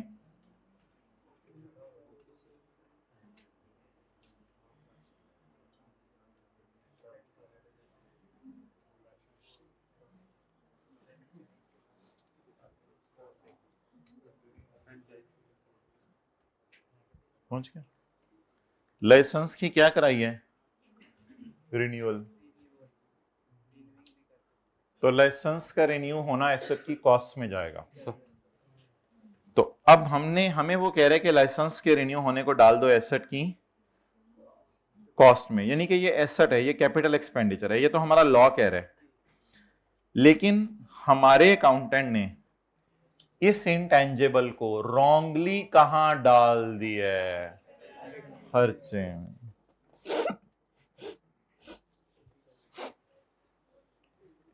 खर्चे में जाना चाहिए, बताएं, खर्चे में जाना चाहिए सर।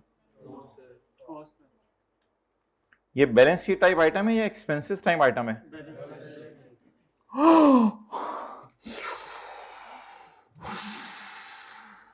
रखें हाथ,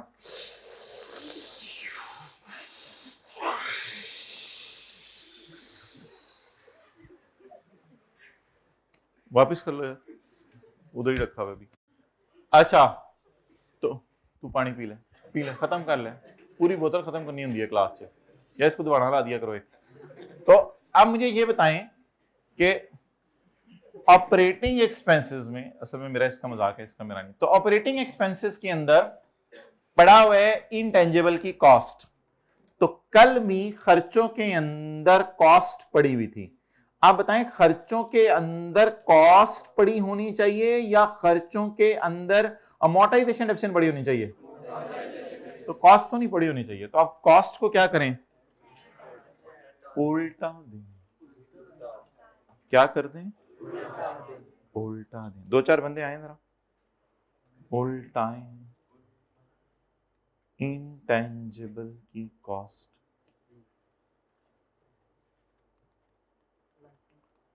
उल्टाएं, खर्चों में पड़े होने की वजह से क्या हो चुकी है?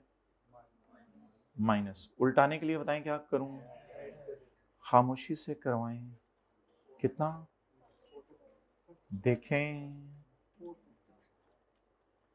4 उल्टा दी।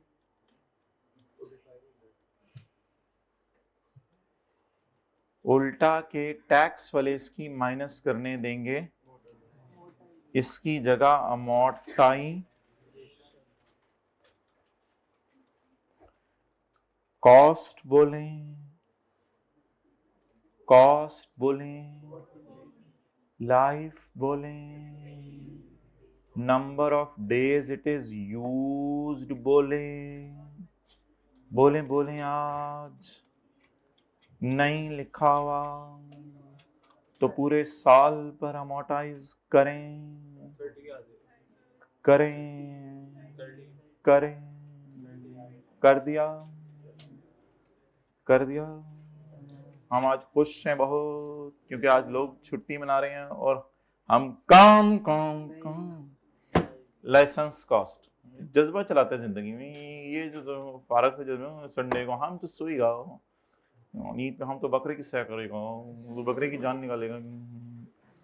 अच्छा जी, ठीक है।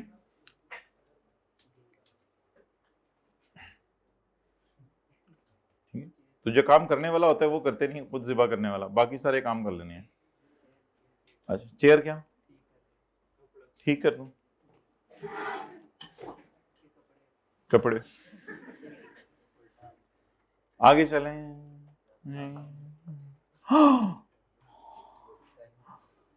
ओए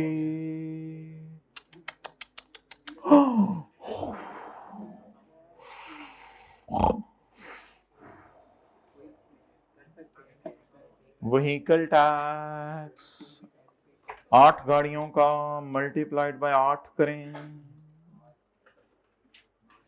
जल्दी करें। और पर गाड़ी नहीं है, मल्टीप्लाइड बाय 8 क्यों करने? पर गाड़ी नहीं है, दीवाने को दीवाना बनाया।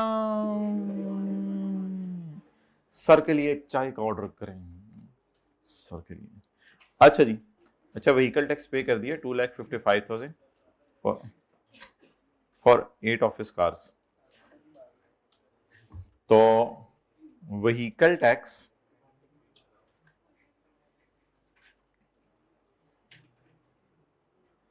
जिस किसी की क्लास से कहीं जा सकता है, जाहिर सी बात है, हम तो नहीं आज छोड़ेंगे क्योंकि आज अमूमी तौर पे छुट्टी है हर जगह। तो सेक्शन 21 में हमने पढ़ा था कि लेक्चर अपलोड भी कर देंगे आज का। सेक्शन 21 में हमने पढ़ा था कि इनकम टैक्स वगैरह माइनस करने की इजाज़त नहीं है, बाकी टैक्सेस माइनस कर, इसलिए vehicle tax my dear minus करने की इजाज़त है। व्हीकल टैक्स माइनस करने की इजाज़त है, कोई मसला नहीं इसमें। अच्छा, एक सवाल हो सकता है कि व्हीकल टैक्स कैश में पे किया है, लेकिन हुकूमत को जो आपने पेमेंट्स करनी होती है ना वो कैश में कर सकते हैं। हुकूमत को जो पेमेंट्स करनी होती हैं वो कैश में कर सकते हैं। पेज नंबर 158 पे पढ़ा था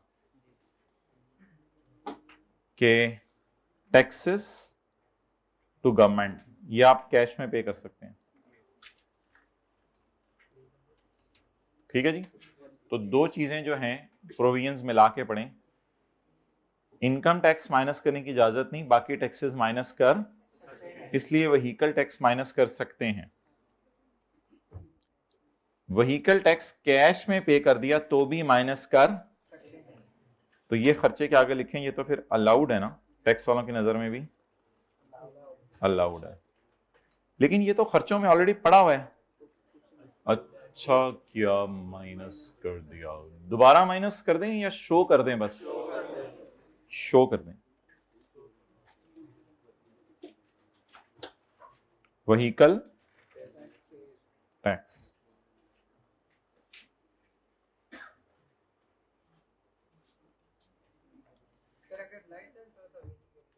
वो लाइसेंस तो फिर इंटेंजिबल कह सकते हैं। अच्छा अच्छा, ये आपके लिए नई चीज है।